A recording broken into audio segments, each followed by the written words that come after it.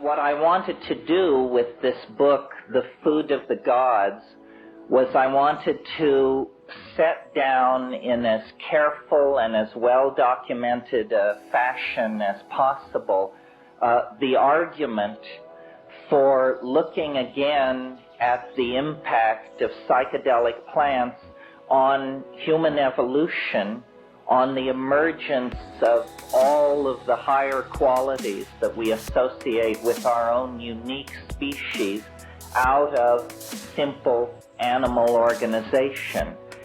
And I wanted to do this not because I wanted to carry out some kind of academic criticism of the orthodox theory of evolution, although that was part of my intent, but really because I felt that if we could change the way we think about how psychedelics in the past, it would change the way we think about these things in our present situation.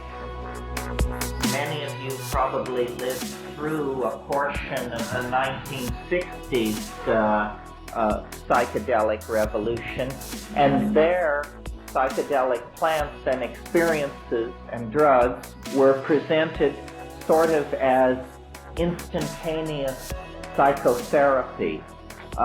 There was not in the 1960s the awareness that these were not something new, these experiences and compounds, but really what was being discovered was the world's oldest religion as it was practiced during the first million years, before it was taken over by beady-eyed little priests with their shopping lists of moral commandments and prescriptions. Basically, you see, there is a great mystery about human emergence out of animal organization.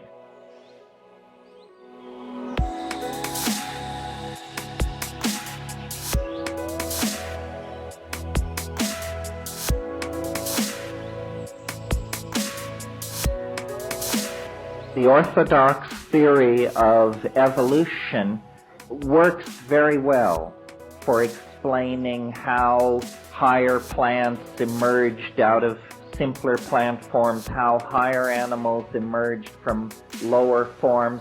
But the great unsolved mystery of evolution generally is located in our own peculiar story. Because in less than a couple of million years, the human brain size doubled during the last 3 million years. This has been called the most explosive development of the organ of a higher animal in the entire evolutionary record. And so then the question becomes, what was the cause? What was the detonator? What was the catalyst which literally revealed the presence of the human soul floating on a platform of primate organization? And the case that I have made is, I think, very simple, very easy to understand, and has deep implications for how we live our own lives today and how we organize our societies today. It's a very simple 3-step process. As the climaxed tropical rainforests of the cradle of humanity began to recede 1 million or so years ago in Africa, which is the cradle of the human race, our remote fruit-eating ancestors, who were perfectly happy having achieved a kind of evolutionary equilibrium in the canopies of these tropical rainforests, were forced down onto the grasslands in a situation of great evolutionary pressure.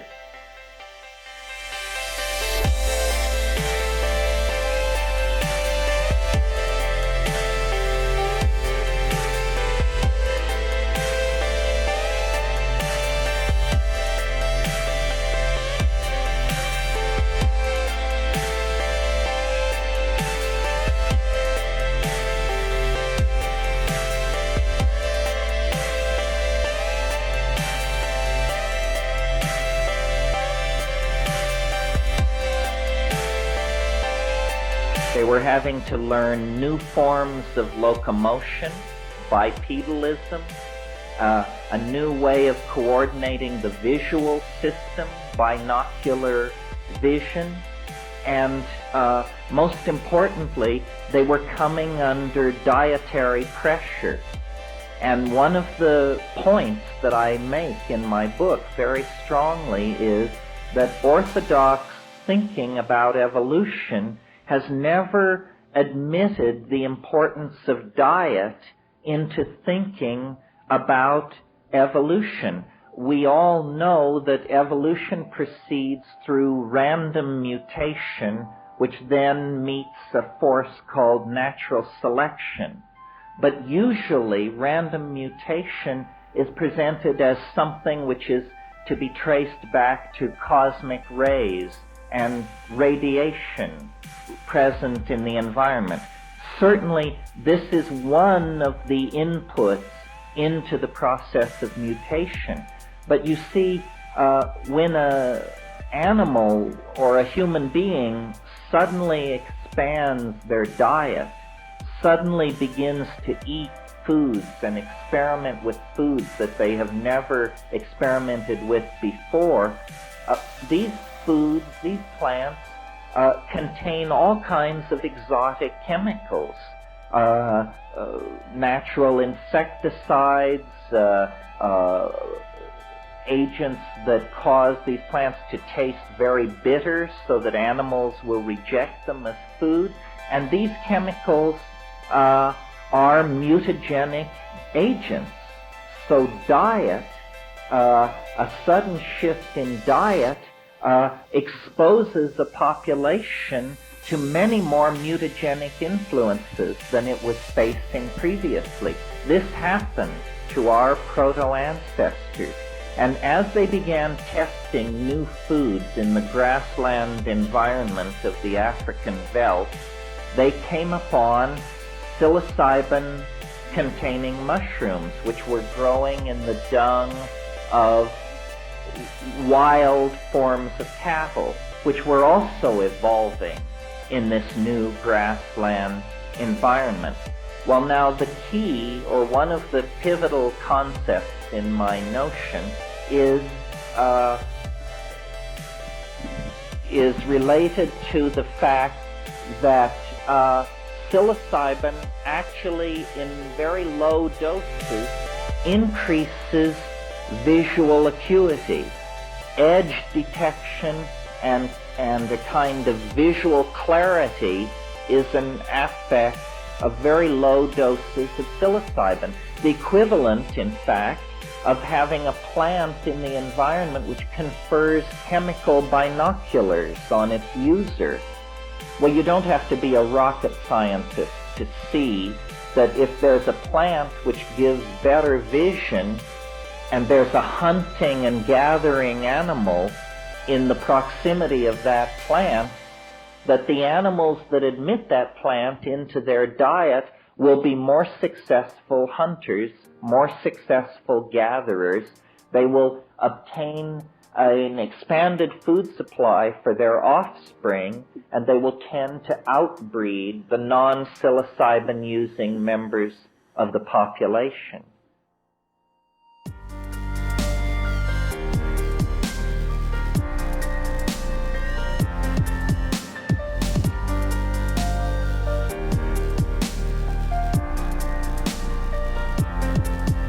Now, at slightly higher doses, psilocybin, like all CNS stimulants, causes what pharmacologists and medical people call arousal. This simply means a kind of undirected restlessness, a state of high alertness, restlessness, pacing, and in a highly sexed species like ourselves, it means erection in the male and subsequent sexual activity. This is a second factor then which would promote the outbreeding of the non-psilocybin using members of the population, you see, because the psilocybin using members of the population have an expanded food supply, more sex, more offspring. offspring, naturally they will tend to push out other members of the group. Well, then finally, at the psychedelic dose level of these mushrooms, you get a very important quality, in fact, the centrally important quality for my argument, which any of you who have ever taken these things have experienced yourselves, and that's what I call boundary dissolution. And here's the notion in a nutshell. When you look back through the primate phylogeny, clear back to the primitive primates, the squirrel monkeys and those sorts of animals, there are always what are called male dominance hierarchies.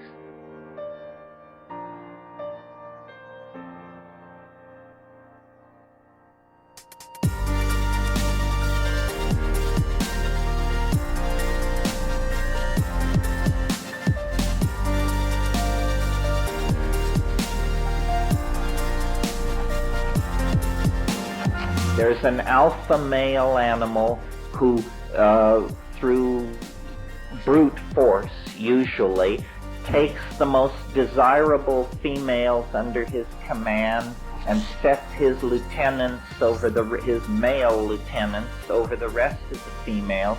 And this is how these monkey societies order themselves.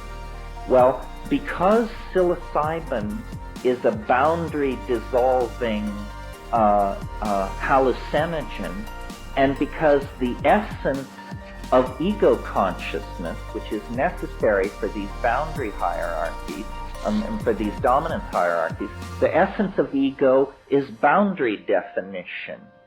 So what I'm actually suggesting in this book is that we self-medicated ourselves into a state of gender equality and partnership, consciously or unconsciously, by allowing this item in our diet which suppressed ego and hence suppressed male dominance hierarchies. And so the ordinary momentum of primate evolution was interrupted. And for a period of about, who knows, pick a number, somewhere between 15 and 50,000 years, ending about 10,000 years ago, we actually lived in a kind of paradise where human beings were at equilibrium and in balance with the earth, where men and women were in balance with each other. And I should have mentioned this sexual arousal which went along with the mushroom taking promoted a style of orgy, probably at festivals which were lunar. At the new and full moon, everybody basically just jumped each other's bones in a big heap. And the social consequence of orgy as a social style is that it makes it impossible for men to trace lines of male paternity. This is very important. There is, in a society which practices orgy, no concept for men of my children. There is only the concept of our children, meaning the tribe, the group. So male loyalty goes toward the group.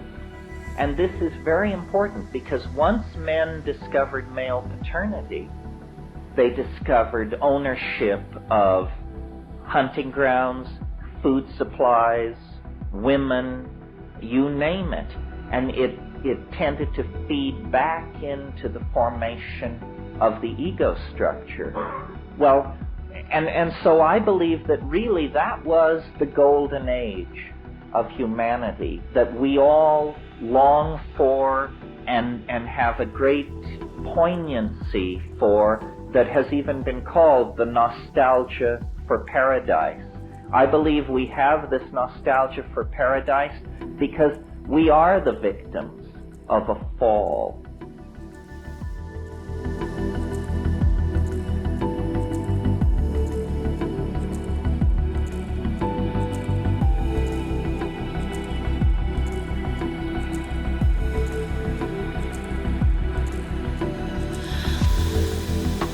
what happened was this African grassland environment, which was necessary for the ecology of the mushrooms, and therefore necessary to maintain this partnership paradise, eventually it all dried up. The Sahara turned to desert.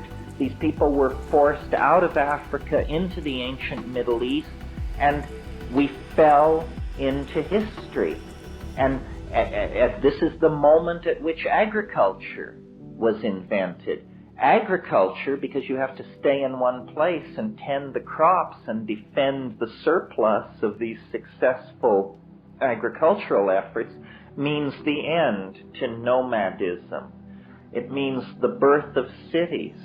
It means the creation through surpluses of classes of those who have and those who have not.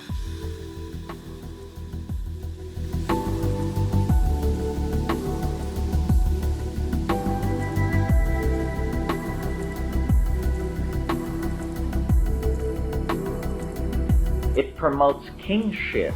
It creates the need for standing armies. You can tell the drift here. All the institutions that we associate with male oppression, with hierarchy, with dominance, come into play at that point. So I don't want to spend too much time on this, but just in a nutshell, that situation is the situation in which we were born and came to consciousness. The paradisical situation of gender partnership that then dissolved.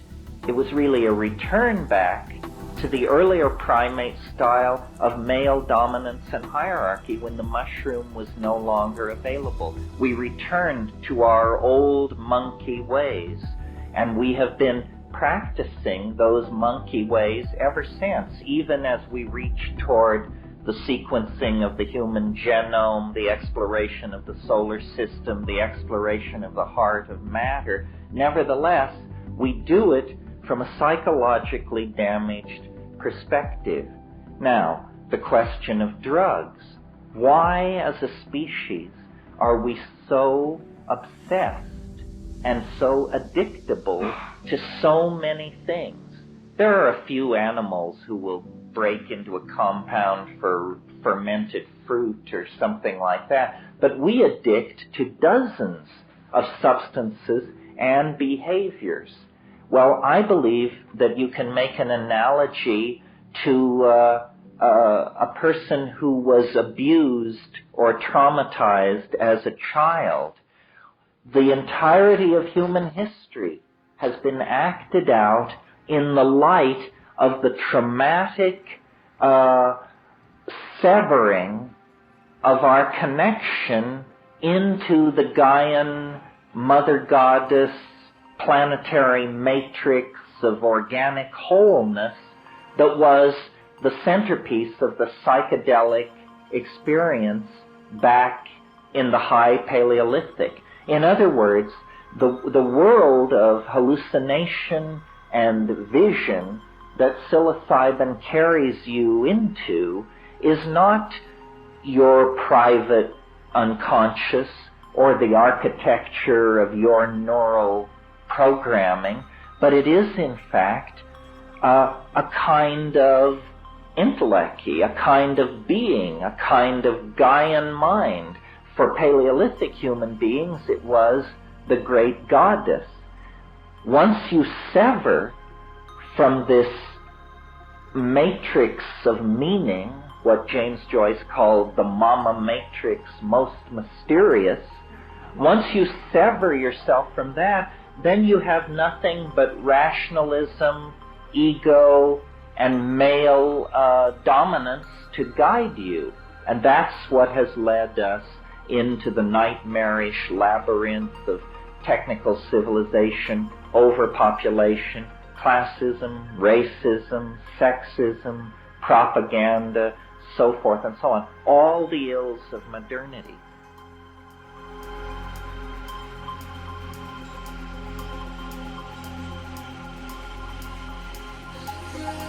that if we could import into straight society, almost as a Trojan horse, the idea that these psychedelic compounds and plants are not aberrational, they are not pathological, they are not some minor subset of the human possibility that only freaks and weirdos become involved with, but rather they are in fact the catalyst that called forth humanness out of animal nature.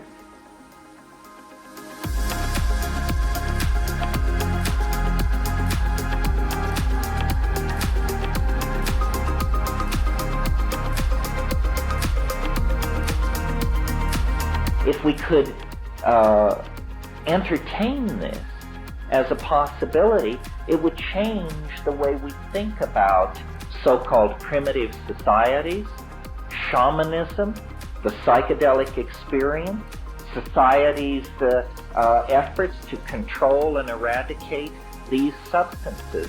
And I believe that we are really in a race on this planet now between education and disaster. And it is the momentum of the ego that threatens to shove us over the cliff into Armageddon. Famine, overpopulation, you can kiss goodbye to democratic values. We are all going to live in an Orwellian anthill if we don't, what? Change our minds. We have to change our minds on a dime. I'm not talking about a 500-year program to slowly straighten things out. We have, I believe, less than 30 years to come to terms with the dissolving ozone hole, the toxification of the oceans, the greenhouse effect, the spread of epidemic disease, the rise of fascism, the relentless efforts of the free marketeers to deal products in every corner of the planet. We must change our minds. And what we have to do is have recourse to these same shamanic plants and shamanic practices that allowed our remote ancestors to come to terms with the mystery of being and their situation on this planet vis-a-vis the rest of nature. So I think it's very important at this time to make this argument as clearly as possible, to launch the idea into society, and let argument and debate rage. Now, you may think that I'm proposing blowing up some already existing edifice of theory about how human beings came to be. This is not the case. As a matter of fact, orthodox anthropology hasn't a clue. We are the fly in the soup of natural science's explanation of the evolution of species. It's easy to understand how one kind of hummingbird emerges from another. It's not very easy to understand how creatures that build something like Los Angeles can emerge out of creatures who hunt ants by sticking grass stems down their holes, you know. We represent some kind of primary break with nature at the animal level. And I believe it's because we have a symbiotic relationship with all of nature. We are wired for this.